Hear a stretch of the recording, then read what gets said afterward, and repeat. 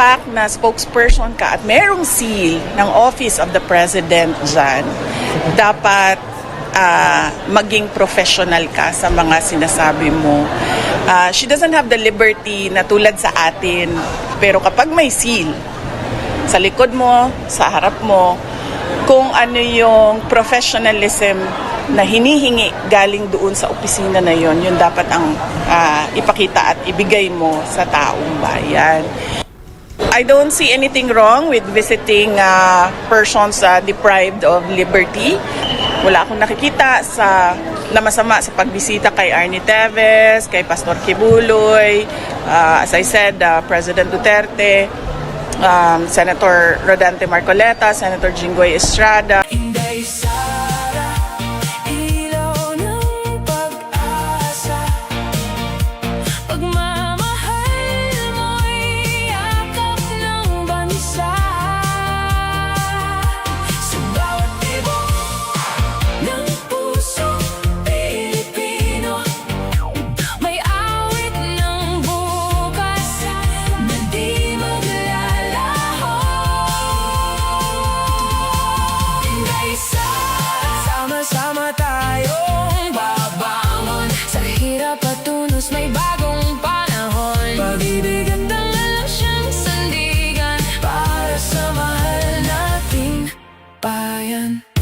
Eto na malupit mga babayan.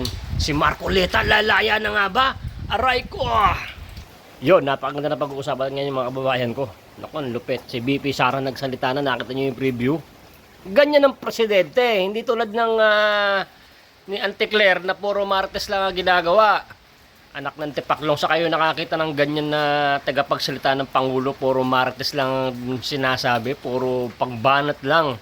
No? Kaya BP Sara wala nang ginawang matino, no? Puro na magsalita siya, puro marites dito, panira dito. Ganyan ang Pangulo, magiging Pangulo. Hindi ba? Ngayon mga babayan, eto na. Yari kayo pag si Senator Marcoleta. Totoo ba to? Panoorin nyo sa dulo ha. Mukhang nakalaya na guys si Senator Marcoleta. Lumabas na, sinundo na ni Vice President. Tako, yari kayo. Oy, tapusin mo muna yung video. Sabi mo, fake news na naman ha. Nood din, like din ng mga dyan, like mo naman, baka hindi ka pa nakasubscribe. So, at sa video na to mga babayan, eto, pag-aaralan natin guys, ito yung si attorney, yung kumpare kong attorney, guys, eto na, hihimay-himayin na ang impeachment, yung mga ebidensya, no, naibulsa nga ba ni BP Sara yung 125 million na confidential fund na hinahabol ng mga puking ina. Pasensya na ko, nagmumura ako. Nakakamura naman kasi guys, no? Samantalang ang kada impeachment every day and every night, hindi, every day lang boy, ay, tarages, 2.5 million a day ang ginagastos. Magkano yan? Sa 90 days. Sana, napakarami na sana pambili ng bigas yan para maibigay sa mga mahiraping kababayan, no? Kita nyo, political lang yan. Hindi yan nakagustuhan lang gusto lang talaga nila babaksakin si BP Sara para soon, hindi sila makulong. Ang ina nyo, lahat kayo makukulong kayo po, targis kayo. Grabe ng pinaggagawa ng mga demonyong to, no? Ba't ba natin kasi binoto tong mga hainiyupak ng mga yan? Wala mga kwenta. Kaya sa 2028, kung ano lang yung sasabihin namin ng mga DDS, yun ang iboboto nyo ha. Pwede ba? Diba? Kaysa yung mga yan, pagka mga sikat, huwag yung iboboto, pukong ina. Ano, pag sikat, iboboto na. Ngayon, hindi na. Wala lang patamisan talaga to ng bunganga. So ngayon, gagawin natin ngayon, pag tayo nagbablog, hihimayin natin, hindi yung basta-basta na pukong inang sikat, iboboto. Diba? Kaya tanan nyo, mga babayan, ginawang laruan na lang yung mga pera ng taong bayan. Diba? Kung ano-ano na lang mga pinaggagawa, lahat na, mahirap ng Pilipinas, no? Biruin mo, merong pangulo ngayon, bangag na, putang ina, uunahin pa yung yung magpapalipad ng racket, no? Pilipinas to, men. Di ba? Hindi ito mayaman na bansa, dito magaganapin yung racket na papaliparin mo. Di ba? Bangag na talaga no? Di ba? Only in the Philippines, guys. So, ganito, panoorin nito guys, kung talaga bang nakalaya na si Senator Marcoleta. Yari kayo ngayon. Pag si Senator Marcoleta, kung totoo talaga nakalaya na, tutulong na sa impeachment yan. Di ba? O, abangan natin yan. Panoorin nyo sa dulo. At kung nagustuhan mo itong video nito, guys, no, don't forget to like. Yung unang-unang nagla-like yan, may sardina sa akin. No? Shout out sa ating mga kumaro dyan, sa ibang bansa. Shout out po sa inyo. Maraming salamat po sa inyong suporta. In every day and every night, maraming salamat po. Lagi kayo nanonood ng ating mga video. Huwag nyo i-skip yung ads. Pambili ng ating sardinas yan, no? At baka hindi ka pa nakasubscribe dyan, subscribe mo na. Share mo sa ating mga kumare to para masaya naman po sila. So ano pang hinihintay mo, boy? I-play mo na yan. Ang daldal mo. O, tuloy mo na ang video. Let's go! Bago tayo mag-umpisa, baka pwede nyong i-like ang video na to. Malaking bagay ang like sa aming mga content creators. Maraming salamat po.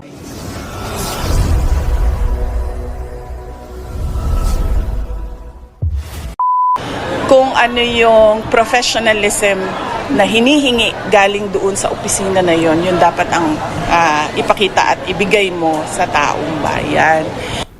I don't see anything wrong with visiting persons deprived of liberty.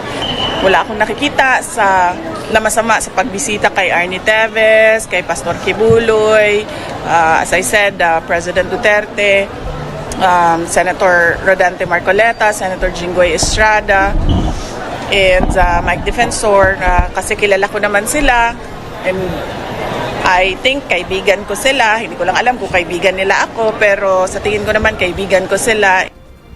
Nakikita natin na may pattern na. Ang malaking tanong dito sa batas, kapag ka ba na-issue ka ng notice of disallowance, meaning irregular ang transaction, Apo. ibig ba sabihin yan, napunta yan sa bulsa noong ahensya, o in this case, sa bulsa halimbawa ni Sara Duterte, hindi ba? Apo. So that's an interesting question po. May kaso tayo, Supreme Court decision pa, it's a 26... Alright, reaction. TVP is nagbabalik. Reaction. Napakaganda po ng pag-uusapan natin dito, mga ka-reaction. Ako po, ipapaliwanag po dito ni Attorney Edward Chico. Na kung saan, mga ka-reaction, ito yung maganda dito, mga ka-reaction, na kung saan alimbawa daw irregular o merong notice of disallowance, ito ba'y nangangahulugan na napunta na sa bulsa ni Sara Duterte? Mahirap daw pong patunayan yan. Ay, pakinggan po natin ito, mga ka-reaction. Importante po ito na malaman po natin. Nako, mga ka-reaction, ito po, pakinggan po natin. Ano ba yung take mo ngayon sa mga witness na mga nasa palig ng prosecution? Oo nga. Well, yung mga witnesses sa panig ng prosecution kasi syempre sila po yung mga nag-evaluate o nag-audit, hindi ba? Itong paggamit ng confidential funds. Ipaliwanag natin para maintindihan ng taong bayan. Ang confidential funds po, just like any other public funds, kailangan po na-liquidate kasi.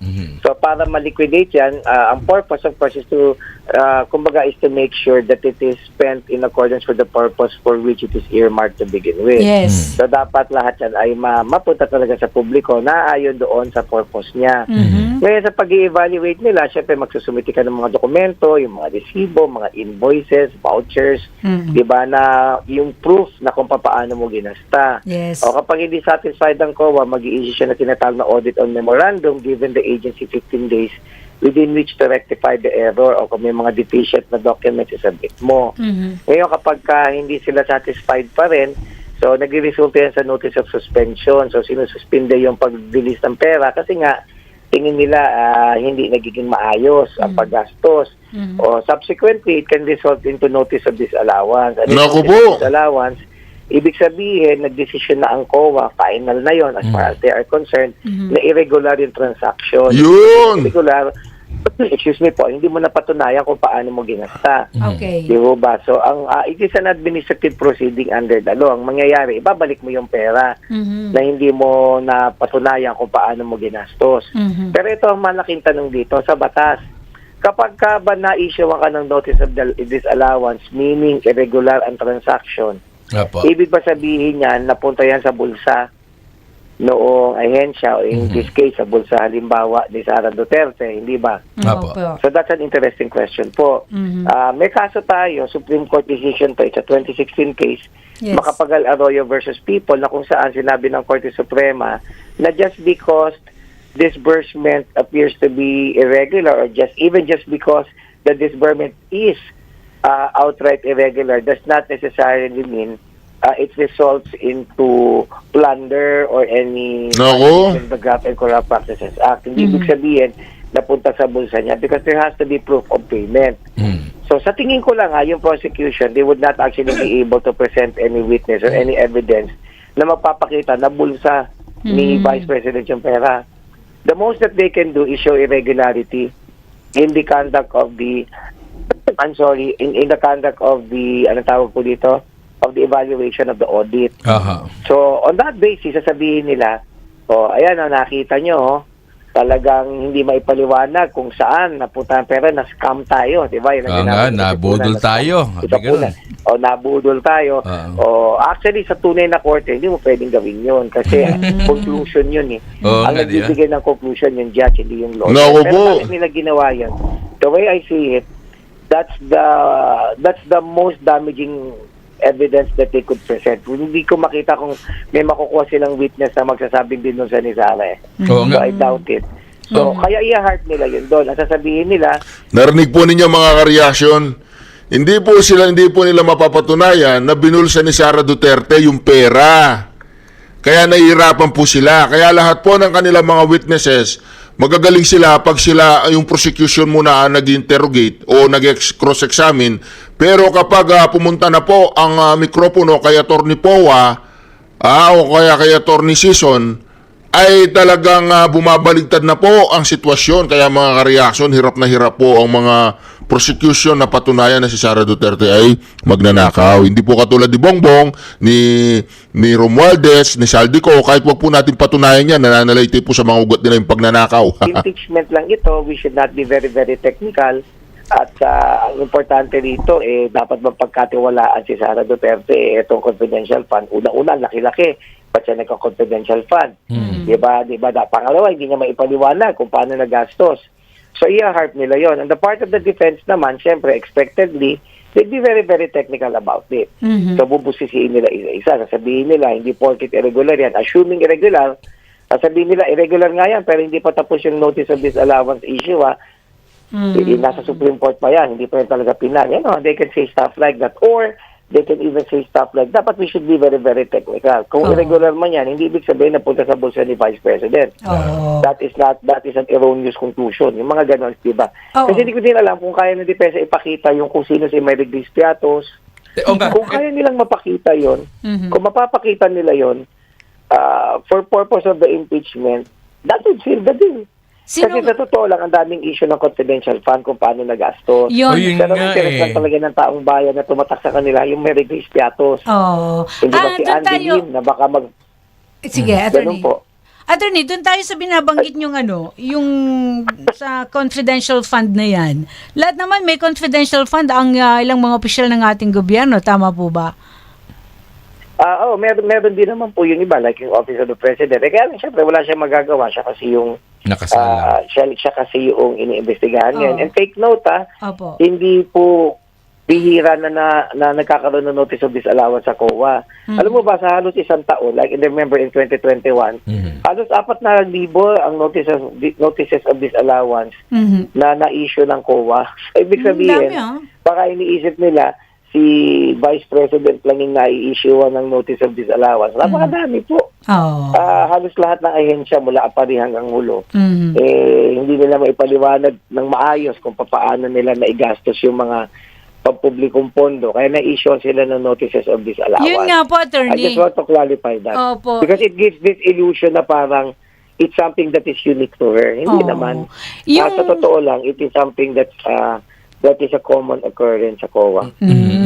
Yung binabanggit na confidential fund kasi, kaya nagku-curious ang marami nating mga kabayan. Ano ba yung mga nakapaloob dyan sa confidential fund na yan? Of course, alam natin, sekreto, hindi maaring ilantad. Pero sa nangyayaring impeachment trial, parang nakikinita natin kung ano yung o saan naggamit at paggagamitan itong mga confidential fund na ito, Attorney Chico. Well, ang unang-una ho kasing paliwanag po dyan, kung na-issuean man ng confidential fund si Sara Duterte, siguro for the purpose of propriety, sabihin natin hindi tama, ikaw naman ay Vice President, DepEd yan, di ba?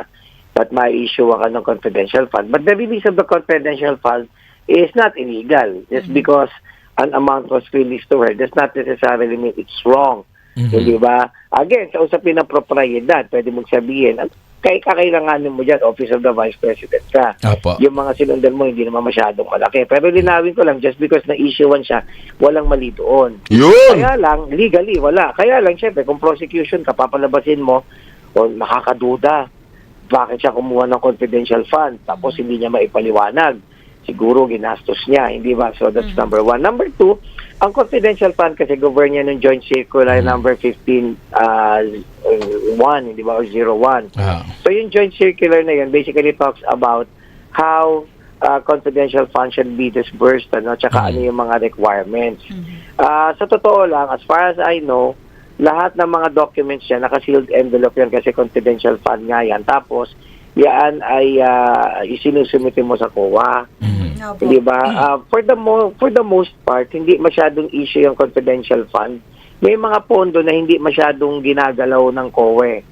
Hindi ba? Kasama yan confidential fund na yan. At sa totoo lang, kung bubuksan mo rin yung confidential funds ng iba, I would assume you would also see certain irregularities. Kasi nga, itong confidential fund, mas maluwag ang COA kumpara sa ibang pampublikong pondo na nililiquidate. So kaya ang daming gray areas. Hindi ba? So kaya ang defense sasabihin nila, there may be certain irregularities but that's because of the nature of the confidential funds. And then sasabihin nila sa Joint Circular naman. Yung mga ganon, di ba? Kasi ang kailangan gawin talaga ng Kongreso right now, I think, is to come up with a law on that. Siguro it's about time na busisiin kung saan gagamitin yung confidential funds, sinong pwedeng bigyan, at magkaroon ng mas malinaw at mas malawakang detalye ng proseso ng pagliliquidate nito. Okay, doon lang tayo sa mga pagbibigay ng alias. Di ba pinaka-common naman talaga ginagawa to na mag-alias ka sa...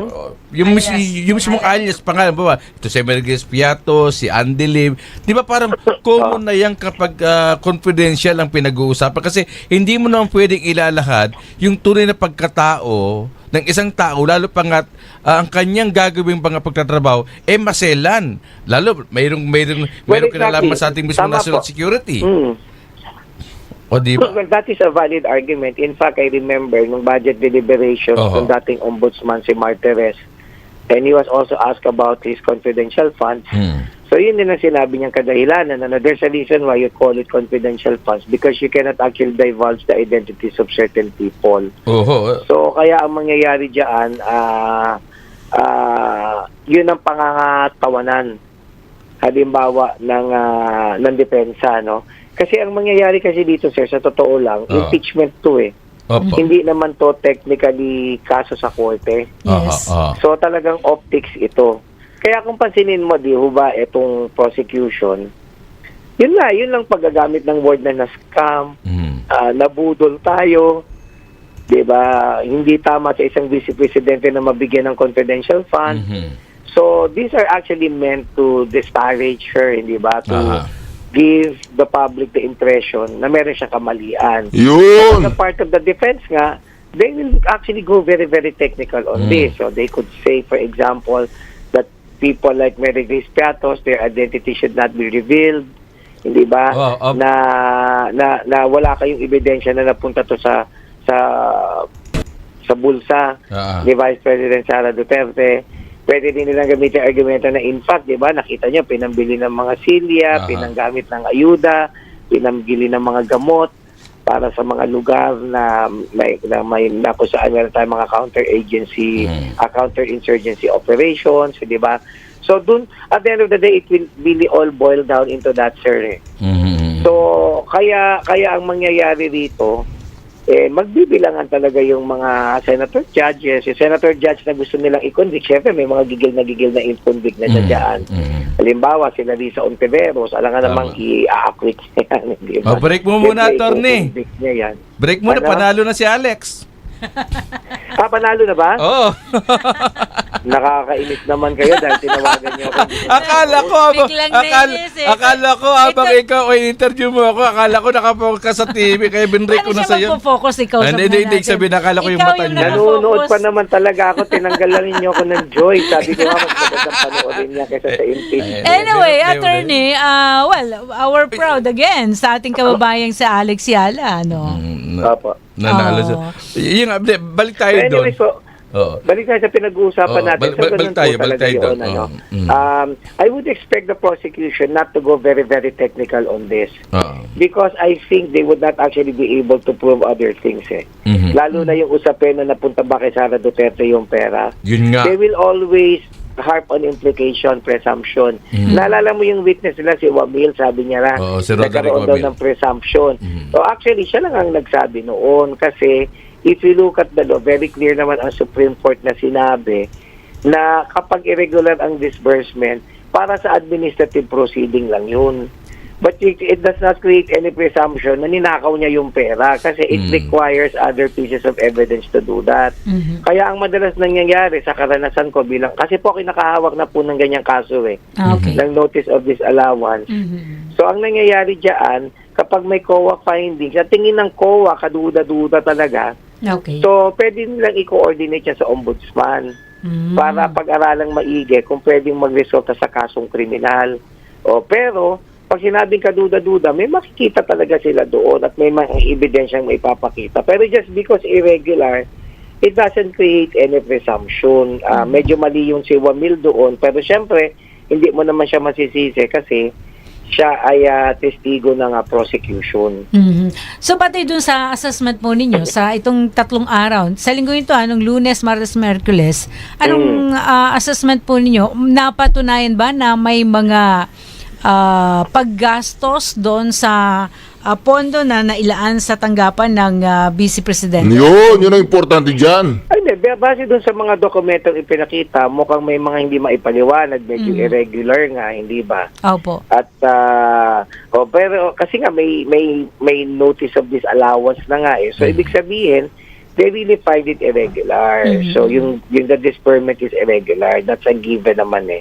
Ang magiging tanong lang talaga dito, saan ba talaga nagastos? Kasi just because it's irregular does not necessarily mean for the purpose of the impeachment na, as I said, ninakaw niya yan, or does not necessarily mean na hindi nakatulong yung paggastos. Kasi they would not go very, very technical on that. Sasabihin ng depensa, binigay nga natin to sa counter-insurgency measure natin. Nagbigay pa nga tayo ng mga gamot. Yung mga ganon, hindi ba? Okay. So that's how you would actually view it. Tapos, sasabihin din ng depensa, and this is also true, it would also work for them, although may notice of disallowance, final na yan as far as the COA is concerned. Okay. Pero pwedeng i-subject yan ng review ng Supreme Court. So until the Supreme Court makes a pronouncement that becomes final, so hindi mo pa rin pwedeng sabihin na right now. So, kumbaga, irregular siya in the sense that the COA's findings would say so, but not really irregular in the sense that it's final because may mga decision ng Korte Suprema na na-overturn din yung mga notices of disallowance na isinagawa ng COA. At may mga decision na ganyan. Na decision nga ng pinakamataas na korte sa ating bansa. Sapat na bang batayan yun, attorney, yung mga disallowance, irregular na nabanggit? Hindi kagaya nga ng sinasabi ko, i-harp talaga yan ng prosecution. Yun ang Okay. sasabihin nila, nabudol nga tayo, hindi ba?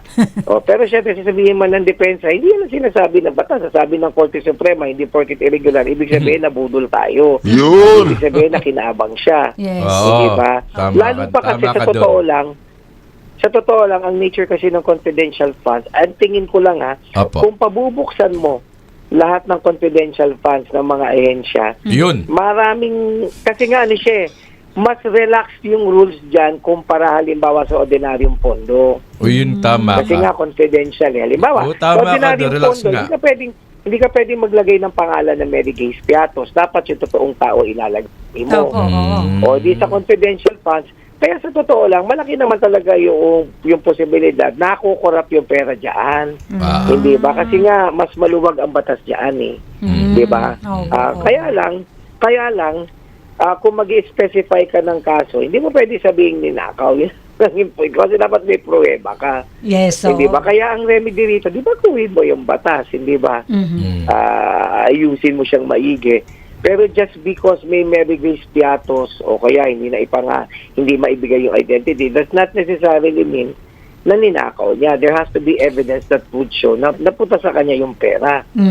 Di ba? So, yun ang ibig ko lang sabihin dito. Baka Yun yung problema kasi sa confidential funds. Nasa nature nga. Confidential nga, pinapakailaman natin. Confidential nga, parang relasyon. Yung nga Wala dapat nga tahimik tayo ng confidential nga. Baka kung Sikreto meron nga silang ibang ginagawa para sa seguridad natin Gusto ba lang may bulgar yung ating national security rito? Kaya nga yan yung gray area talaga dyan. Pero syempre, naiintindihan ko din naman yung prosecution dahil nga kung ito ay naging issue, dapat din talagang sagutin ni Vice President, lalo pat ito ay nakahain na sa impeachment court. Yes. Okay, isa na tanong sa akin, Lai. Yung pong nakalipas, yung pong grave threat, sino pong nakapuntos doon para lang sa'yo, on your point of view? Napatunayan ba yun ng prosecution? Yung grave threat kasi, hindi pa natin malalaman kung sino nakapuntos kasi inaantay ko yung depensa, no? Kasi sa totoo lang, ang nature ng grave threat kasi, if you look at the decisions of the Supreme Court, although hindi naman grave threat yung pinaka-issue dito, again, sasabihin na naman ng prosecution, wag maging technical.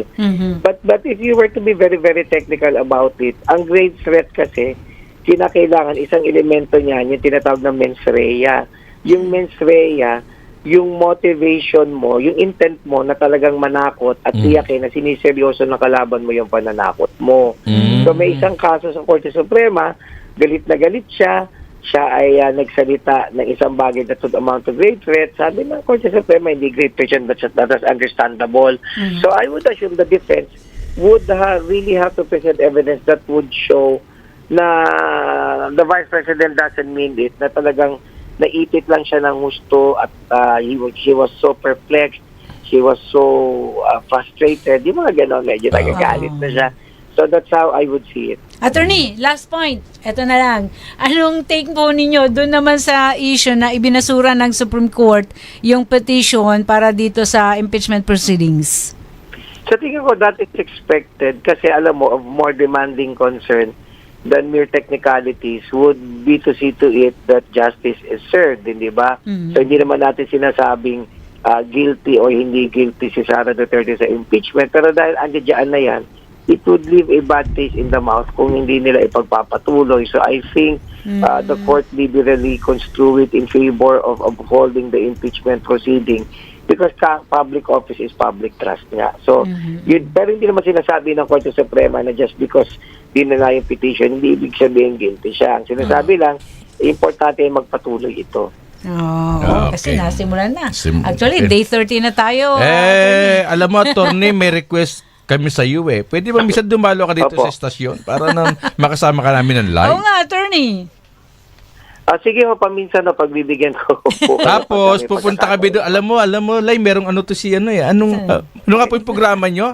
Diyan nga kayo parang isang parang isa sa Para comedy siyang bar. doktor. Oo. Kala ko para siyang isang doktor, hindi lawyer. Sige po, minsan po invite ko po kayo, promise po. Ayan. Punta ka doon, attorney, Sana ha? manood po kayo. Oo. Thank you so much, Salamat po. attorney. Thank you po. Maraming Bye-bye po. salamat sa attorney Edward Chico.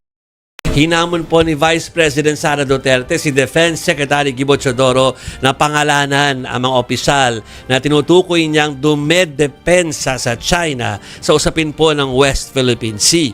Yan po ang hirit ng bise matapos manawagan si Pangalanan mo! na mag-resign na nga po sa pwesto mga opisyal na nagtatanggol sa China. Ayon pa sa bise, hindi raw pwede magbitaw ng ganong salita kung wala namang listahan ng pangalan na hawak si Teodoro. Baka biglang maglabas sa listahan, mahimatay lahat ng tao, ha? Muli din daw niyang binanatan si Palace Press Officer Undersecretary Claire Castro. Dapat daw ay maging mas profesional si Castro pagdating sa kanyang mga sinasabi bilang kinatawan ng isang opisina na kanya pong nire-represent. Kinontra rin ng bise ang pahayag ng palasyo na panggulo lamang sa impeachment trial niya ang umugong na balita na naaresto na nga po si Senador Bato de la Rosa. Magulo na raw kasi ito sa simula pa lang dahil bending the law na daw ito. Ayon yan sa bise, mga kapatid. Ang palasyo po kinumpirmang may standing order pa rin si Pangulong Bongbong Marcos na arestuhin po ang nagtatagong senador. Dumipesa rin ang bise sa kanyang naging pagbisita sa New Quezon City Jail kina Senador Rodante Marcoleta, Senador Jinggoy Estrada at dating kongresista na si Mike Defensor. Ang gid po niya, wala siyang nakikitang masama sa naging pagbisita niya sa kanyang mga kaibigan. Ito po ang mga sunod-sunod na mga pahayag po ng Vice Presidente. By the fact na spokesperson ka at merong seal ng Office of the President dyan, dapat maging professional ka sa mga sinasabi mo. She doesn't have the liberty na tulad sa atin, pero kapag may seal sa likod mo, sa harap mo, kung ano yung professionalism na hinihingi galing doon sa opisina na yon, yun dapat ang ipakita at ibigay mo sa taong bayan. I don't see anything wrong with visiting persons deprived of liberty. Wala akong nakikita na masama sa pagbisita kay Arnie Teves, kay Pastor Kibuloy, as I said, President Duterte, Senator Rodante Marcoleta, Senator Jinggoy Estrada, and Mike Defensor, kasi kilala ko naman sila, and I think kaibigan ko sila. Hindi ko lang alam kung kaibigan nila ako, pero sa tingin ko naman kaibigan ko sila. Nakikita natin na may pattern na. Hindi lang si dating Pangulong Rodrigo Duterte, hindi lang ako, kundi lahat ng hindi sumunod sa palasyo kay President Marcos ay hinahabol, tinitira, kinakasuhan, hinaharas, tinetrete. I don't think kailangan guluhin ang impeachment. Napaka-klaro naman yung bending the law dyan sa impeachment na yan, simula pa sa House of Representatives hanggang sa pagkakaroon ng 2 tao na nakaupo doon sa, ano man tawag dyan, stage or rostrum or elevated platform. Hindi na kailangan guluhin ang impeachment dahil magulo na siya sa bending the law. Magkakasunod na pahayag ni Vice President Sara Duterte. Excited na ako malaman kung ano reaction dyan ni Yusek Claire bukas. Yusek Claire Castro. Bukas na lang, ano. Pero, parang ako binibigay ko yun, gano'n naman talaga. Parang lahat, maski naman ng panahon na, halimbawa, ng father niya, o nung Yun ang sinasabi po natin. Pangalanan mo, Gibo. Uy, 4 sa 18 ex-Marines ang nagsasabing ang kanilang salaysay ay kasinungalingan. Yun! At binabawi na nila ito. Pinangakuan di umano daw sila ng malaking pera ni Balingod, pero dahil hindi nangyari at gusto nilang matahimik na buhay, ayaw na nila na mga kaso, kaya kumuha sila ng abogado, gumawa ng salaysay at pasinungalingan yung kanilang unang testimonya o yung una nilang salaysay. O, di ba? Ganun lang kadali. Dati, ipaglalaban ang tama. Ipaglalaban natin yung tama. Walang makakapigil. Tapos, ngayon, hindi tama ang pinaglalaban namin noon. Kasinungalingan ang sinabi namin noon. Di ba? O ngayon, lalo akong naniniwala na yung Marami na daw pong bumaligtad dun sa 18 Marines. Siyempre naman, natatakot na yung mga tao. una nilang sinabi ay tama. Dahil hinabol talaga sila para bumaliktad. Hindi naman tayo maniniwala na out of their own volition, babaliktad sila, or out of their own volition, mag-re-recant ng kanilang testimony o yung kanilang salaysay. Hindi naman siguro. Hindi naman tayo pinanganak kahapon. And things that are happening now during ito sa Marcos administration, lalo na lately na pati nga mga senador, di ba? Tinatakot, nakakasuhan pag hindi bumaligtad, ayan pa kaya. Wag kami. Diba? Wag kami. Hindi kami naniniwala sa mga pautot ninyo. Yung unang yung sinabi, yun ang tama at yun ang dapat imbestigahan. Dahil pag yun ay nagkaroon ng corroboration ng ibang ebidensya, tapos ang laban. Talagang konektado sa Malacanang yung malaking nakawan. Sayang ang bayot! Halabira! Alabira. Sabi ni Romualdez, kailangan bigyan mo ako ng 3 trilyon. Nako, 3 trilyon. Trilyon para ma-corner natin ang mga Duterte. Ako nang bahala kay Sara. So yun ang mga information na karating sa akin. Bago bigyan mo ng 3 trilyon at ipapakulong natin si Pangulong Duterte. So lahat ng yan ay nangyayari. So kami ka bilang isang Filipino Guerrilla Forces is neutral. And this is neutral kasi nga ang purpose namin ng Filipino Guerrilla is to protect the Filipino, to protect the barangay. Pero dahil sa nakikita namin na hindi tama ang pagtatrato nila sa dating Pangulong Duterte. Yusek, na-mention din kasi ni VP Sara doon sa interview sa The Hague na the administration is a dictator. Nako! And that she's not even sure if we will have an election in 2028. Alam naman po natin ang konstitusyon. So, again, it's a waste of time. Ibig sabihin, wala pong eleksyon, mga ka-reaction. Ayaw pong sagutin ni Claire. To make a response on that statement. Ibig sabihin, wala pong eleksyon, mga ka-reaction. It's a political process. Ang lahat na sinasabi natin noon na itong impeachment proceedings na ito ay pamumulitika lang at hindi ito tungkol sa accountability, hindi ito tungkol sa sinasabi nilang liability. Unahin ko lang yung assessment lang po ninyo doon sa Day 13 o itong pagharap ng testigo na si Attorney Roderick Wamil mula sa COA. Nako po. Ano yung inyo pong masasabi po sa kanyang naging mga pahayag? Well, as I have stated before, at the beginning ng presentation ni Attorney Wamil, ang tawag ko dito yung mga inaangguluhan. It appears that si Wamil ay umaanggulo para ituro ang liability o na may liability si Sara Duterte, si VP Sara, doon sa sinasabi nilang pagre-release ng mga confidential funds. And that is expected of the prosecution to do.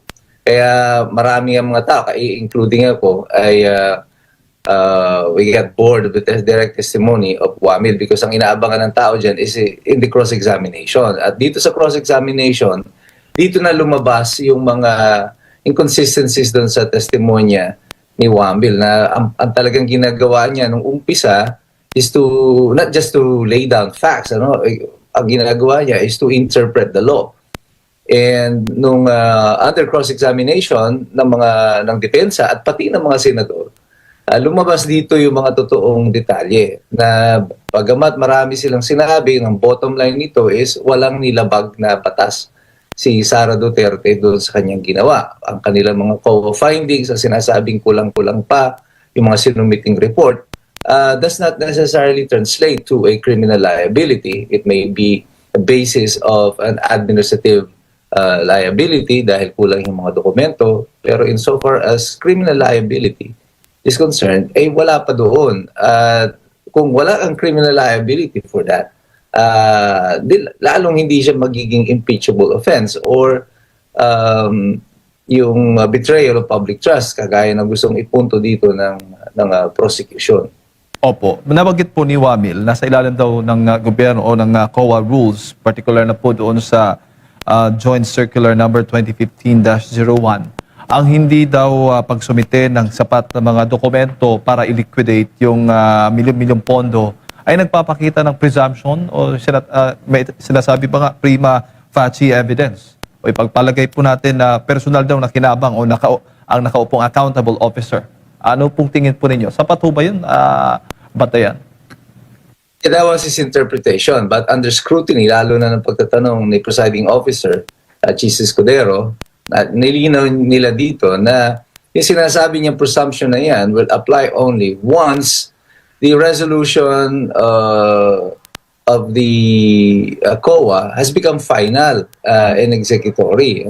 Iba kasi yung word na executory, iba yung final. The final is it only happens kung if it was subjected to judicial review and nagdesisyon ng korte after 15 days na tama yung interpretation nila. And then that's the only time that it becomes final and executory. Yung executory kasi, that means yung decision show at wala namang resibo para doon. Hindi ka naman pwedeng mag-register sa BIR, sabihin mo na ang business mo ay tagabenta ka ng impormasyon or mga sekreto.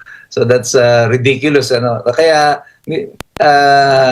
ina-assume ng batas na sa sitwasyon na ang binibili mo from the confidential agents or information, hindi ka talaga required na magbigay ng official receipt. Ang kailangan mo lang is an acknowledgement na yun ang meron naman sa kasalukuyan. So, even Wamil admitted na insofar as yung pagbibigay ng tulong o ng reward doon sa mga confidential agents are concerned, sapat na yung kanilang acknowledgement receipts as compliance dito sa COA circular.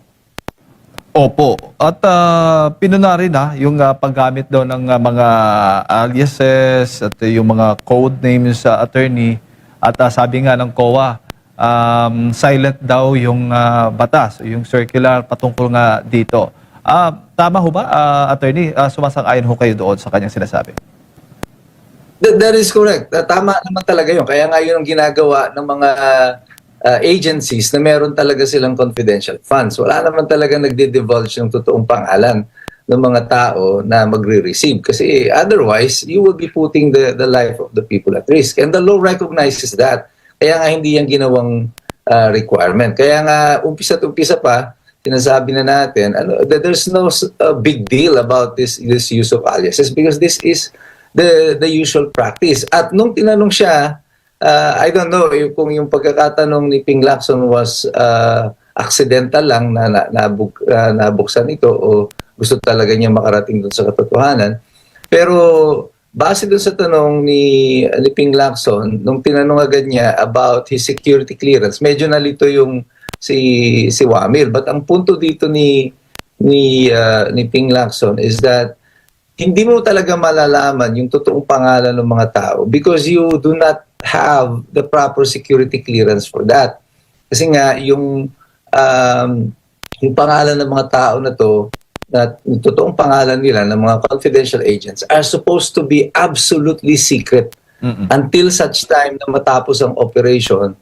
Doon lang mo lang i-declassify o pwede mo nang i-divulge sa public yung mga impormasyon na ito, which will take a long time, kasi delikado yan if you release the names of the people today at kung apektado halimbawa dyan ay mga kakilala nila na mga dating mga active sa CPP, NPA o ano pa mga terrorist organizations, they'll be dead in a couple of days. So that's the reason why the law treats yung ganitong mga matter with absolute secrecy kasi delikado ang buhay ng mga tao. Opo. So, dapat pala, paano kaya bigyan ng kahulugan yan ng impeachment court? Ibig sabihin, attorney, yung paggamit ng Mary Grace Piatos na pangalan ay hindi po yun issue. Talagang parte po yun, normal po yun na protocol po pagdating dito sa operasyon.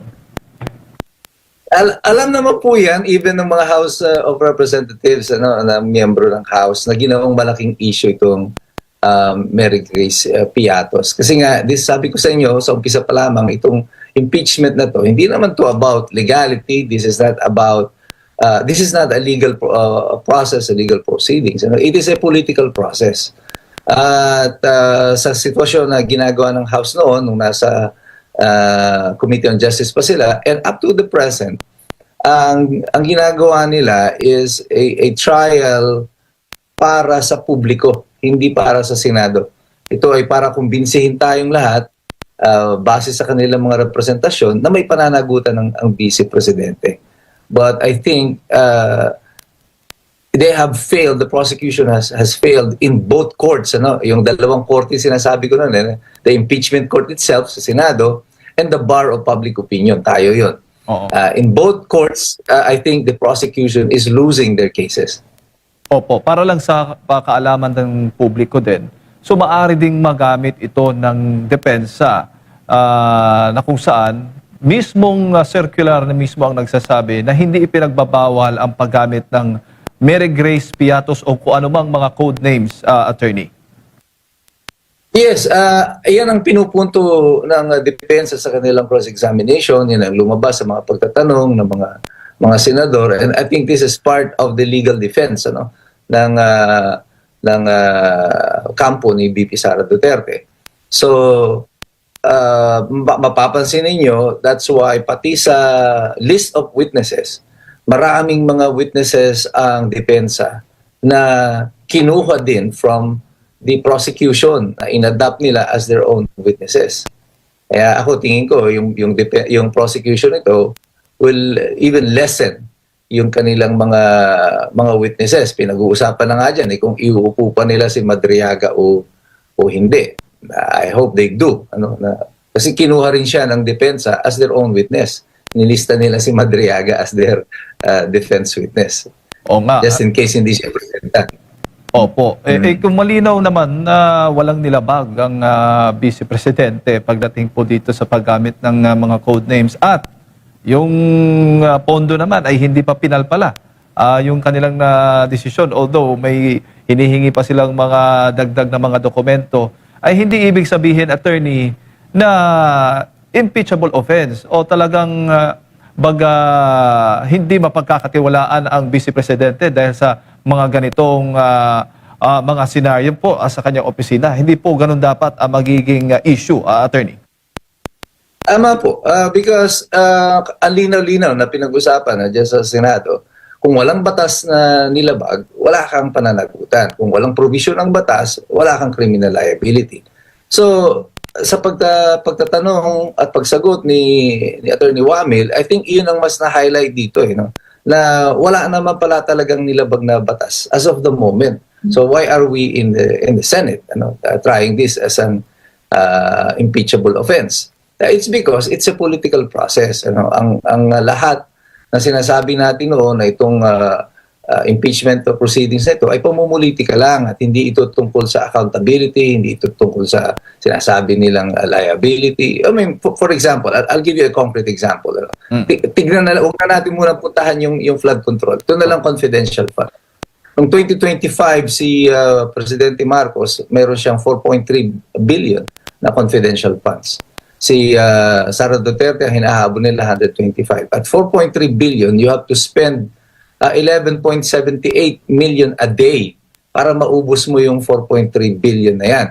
Sa lahat ng pondo ng Presidente ng 2025, nasimut niya yung kanyang confidential funds. Zero. Walang natira. Pero pagdating doon sa ibang aspeto ng kanyang pondo for the Office of the President, 70% lang ang utilization rate niya. So bakit na yung confidential funds naubos mo pero yung all the rest ay hindi mo na naubos, 70% lang ang nagastos mo? Why is there no investigation on this? Bakit walang nagtatanong tungkol dito? Halos pareho yan. Sa opisina ni VP Sara, it will kung 125, that's about 11 million pesos per day. Pareho sila kaya lang for 11 days lang. Hindi to kay Presidente Marcos is 11.78 million for 365 days. So why is no one asking any question? So kung ito ay tungkol pala sa paghahanap natin sa katotohanan. So yun pa lang, isang item pa lang yan ang pinag-uusapan natin. Hindi pa natin pinag-uusapan yung accountability sa flood control. So in that single item pa lang makikita mo that this is not about prosecution. This is about persecution. This is not about legality. This is about politics. Yan ang larawan na malinaw sa mga taong bayan sa kasalukuyan. Oo, kasi kung maalala mo talaga, last quarter, mula sa opisina ng Presidente, yung pondo nilipat lamang sa Vice Presidente na opisina. Kaya ganun po yung paggastos, mabilis yung paggastos doon. Dahil huban yung maipaliwanag yun, attorney, na maintindihan po ng publiko. na mula sa opisina ng presidente, nilipat sa opisina ng vice-presidente, pero bakit po pwede pala yun sa batas na ganun kabilis? Ama naming Diyos na makapangyarihan sa lahat, salamat po sa iyong pagmamahal na hindi nagmamaliw. Sa gitna ng kaguluhan sa aming bansa, turuan niyo po kaming magtiwala sa iyong hustisya at hindi sa hustisya ng tao. Linisin niyo po ang aming mga puso at ituro niyo po ang tamang daan ng katotohanan at pag-ibig. Tulungan niyo po kaming maging ilaw sa gitna ng dilim at ipakita sa mundo na may pag-asa pa sa pangalan ng aming Panginoon Hesus. Salamat po sa pag-ibig po ninyo at salamat sa pagdinig ng aming mga panalangin at iligtas niyo po kami. Sa pangalawa po niyong pagparito at patawarin po kami sa lahat ng aming mga pagkukulang at pagkakasala sapagkat ito po ang aming samot hiling sa matamis na pangalan ng aming Panginoon Hesus. Amen. Sa lumang silid, mag-isa kang tahimik. Walang kamera, palakpak ay wala na. Ngunit sa bawat pader ng bayang iniwan mo, may pangalan mong di na mabubura.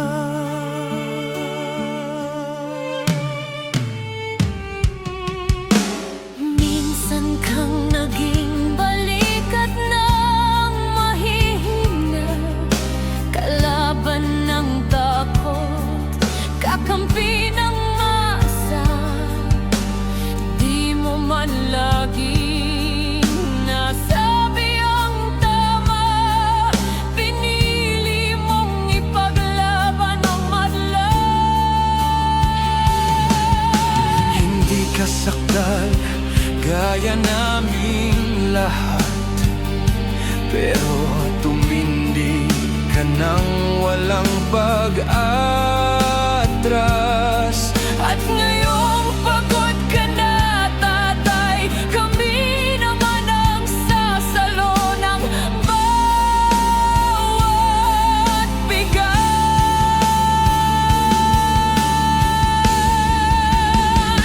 Hanggang sa dulo, ikaw ay mahal.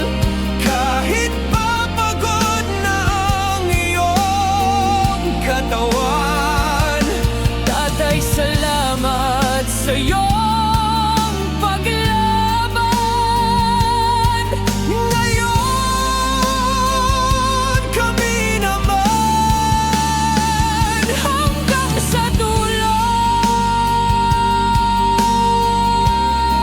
Di ka namin iiwan. Ang kwento mo'y dala ng bayan.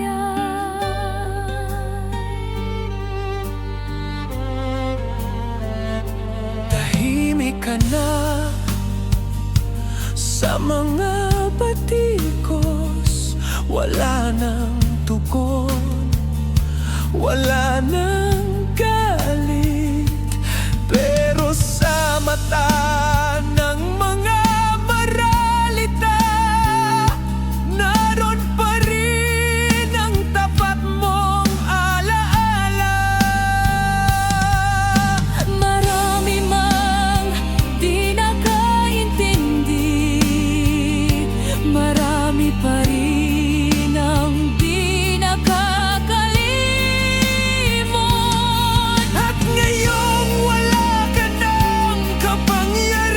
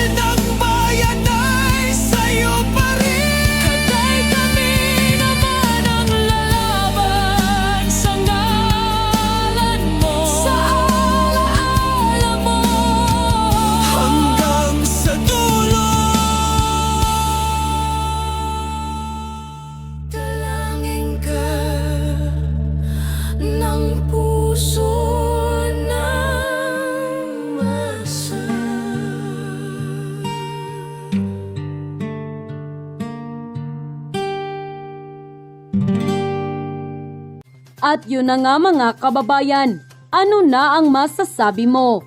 Kung mayroon kayong hinaingat komento patungkol sa balitang ito, please comment down below. Pag-uusapan natin yan sa comment section. At kung nagustuhan nyo ang video, ay huwag kalimutang mag-like at i-share na din para mas marami pang makaalam at umabot ito sa marami sa ating mga kababayan. Maraming salamat po. Mabuti pa ang sardinas, may label. Tayo, wala. Nay, ito na yung bayad ko sa isa, ano? O, kunin mo yung isa. Isa muna, iyan, no? Tapos, isa pa, di ba? 4 dapat na sardinas, eh. Yan. 3 na. Pang-4 na sardinas. Okay na.